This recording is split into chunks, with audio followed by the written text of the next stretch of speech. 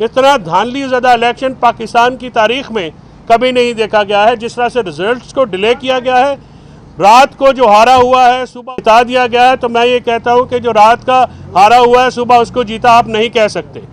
जो आवाम ने अपना मैंडेट दिया है, जमहूरियत का तकाजा है, आइन और कानून का तकाजा है कि तमाम पार्टियाँ और वो तमाम पार्टियाँ जो कि इस वक्त खुद को लार्जेस्ट पार्टी कहती हैं, वो अपने घर से भी इलेक्शन हारे हैं। इस वक्त जो नवाज लीग के टॉप लीडरशिप है वो तमाम सीटें पाकिस्तान और पंजाब के तमाम अर्बन शहरों से और रूरल एरिया से हारी हैं। ये मैनेज रिजल्ट हैं। हम इसके खिलाफ आइन और कानून के मुताबिक हर जगह पे जाएंगे और हर जगह फाइट करेंगे और आवाम जो कि सैयद मोहम्मद अली बुखारी साहब को दिया गया उसका भरपूर तहफ़्फ़ुज़ भी करेंगे और हर फोरम के ऊपर जो है इसकी भरपूर लीगल का जो कानूनी कार्रवाई जो हकूक़ हमें जो रेमेडीज़ अवेलेबल हैं वो यूज़ भी की जाएंगी और इंशाअल्लाह सैयद मोहम्मद अली बुखारी को दिया गया मैंडेट इंशाअल्लाह इस्लामाबाद के असल नुमाइंदों के पास वापस आएगा। जिस तरह से इस इलेक्शन में रात के अंधेरे में गड़बड़ की गई है वो नाकाबिले कबूल है। हमारे पास ये फॉर्म 45 जो हैं तमाम हलकों के हैं, अली आपको तमाम डिटेल भी उसमें देते हैं। एक एक फॉर्म 45 है और मज़े की बात यह है 260 पोलिंग स्टेशन में जो शख्स 2 पोलिंग भी नहीं जीत सका उसको MNA का कैंडिडेट बना दिया गया और इसकी गवाही मुस्तफ़ा नवाज़ खोखर साहब ने भी दी जो कि आज़ाद हैसियत में अली बुखारी साहब के खिलाफ इलेक्शन लड़े थे।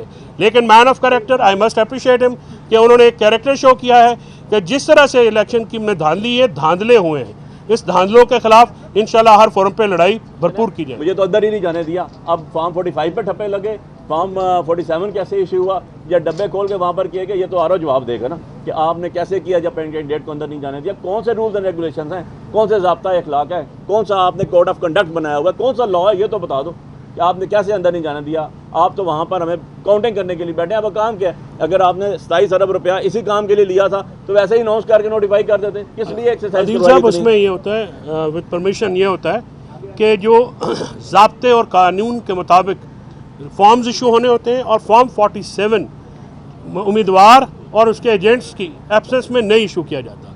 यही जो है वारदात डाली गई कि रिजल्ट्स जो हैं वो रोके गए, रात को उम्मीदवारों को और उनके एजेंट्स को वहाँ से बाहर निकाला गया और फिर एक जालसाजी के ज़रिए फॉर्म 47 तैयार किए गए जो कि असल से मुताबिकत नहीं रखते।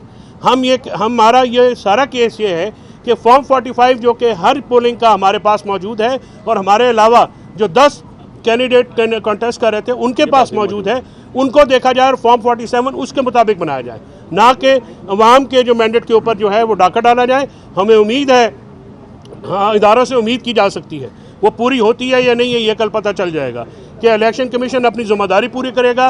और ROs ने जो कि हमने पहले भी कहा था, इलेक्शन शुरू होने से पहले भी ये कहा गया था कि जो इंतज़ामिया के अंदर इलेक्शन होगा वो धांधली ज़्यादा होगा।